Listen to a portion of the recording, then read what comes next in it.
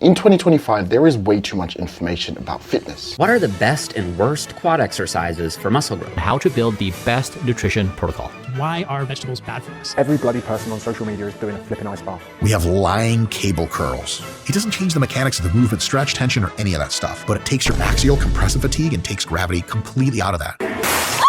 And this has a lot of people chasing what's optimal, when in reality, this just causes confusion. Some people can't even start because of analysis paralysis, and a lot of other people just don't need what's optimal. They just need to stick to something long enough. Perfectionism. This all or nothing mentality where if it's not perfect, it's not worth pursuing. I am so guilty of this. The amount of times I fixated on how many sets I should be doing, what split I should be doing, what supplements I should be taking before just sticking to a program for long enough, it's actually criminal. And you might have fallen for this perfectionist mindset too, and that's okay. Today we're going to talk about the problems of perfectionism and how to solve them.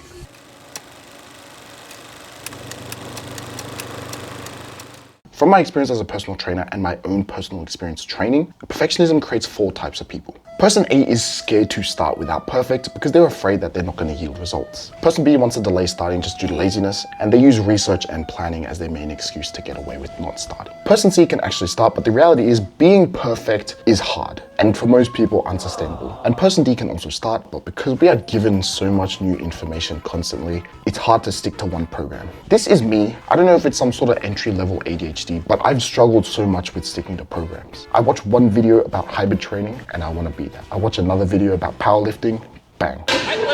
On top of that, the whole science-based community changing their mind every other week doesn't help. But what does person A, B, C, and D have in common? They cannot achieve consistency. Whether it's an inability to actually start or an inability to follow through, consistency is just not there. When in reality, the best diets, the best morning routines, the best programs are the ones you can actually stick to.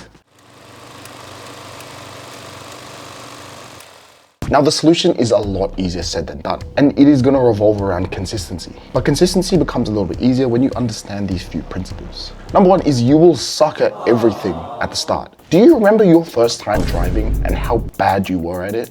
No amount of videos or research is going to replicate real life experience, and same goes with fitness and everything else in life really.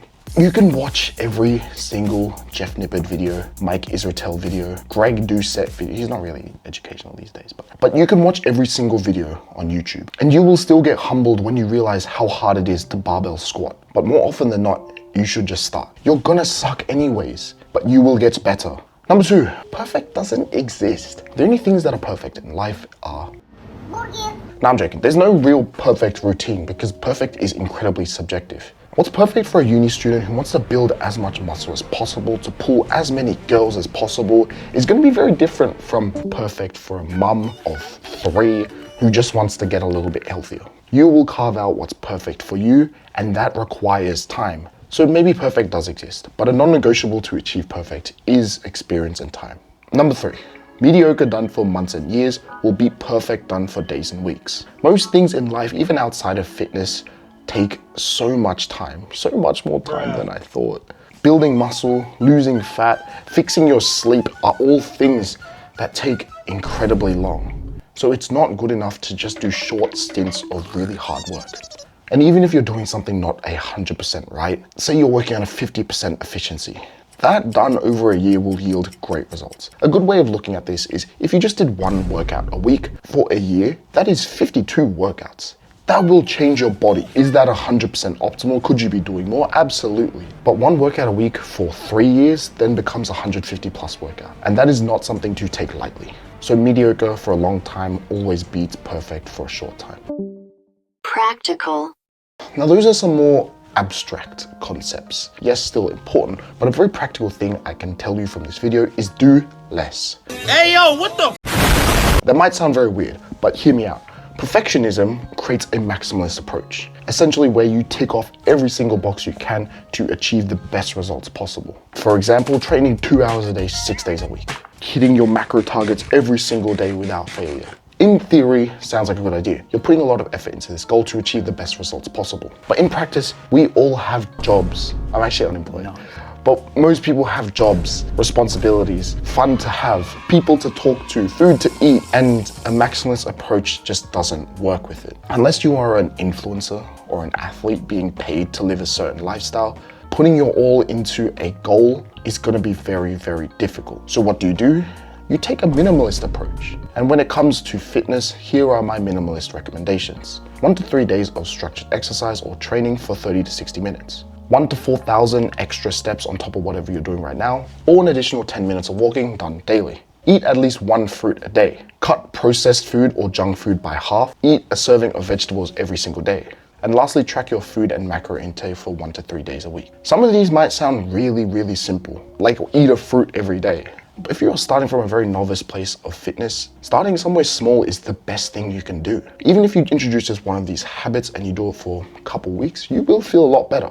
And over a couple weeks and months, slowly start introducing more of these habits until you can do all of these habits, and you will feel a hell of a lot better. I'm not telling you to do the bare minimum. Oh, I guess I kind of am, but I'm not telling you to do it out of a place of laziness, more so out of a place of sustainability. Because when your motivation is high, sure, you can train 6 days a week, you can track your macros every single day, but what about when that motivation is low?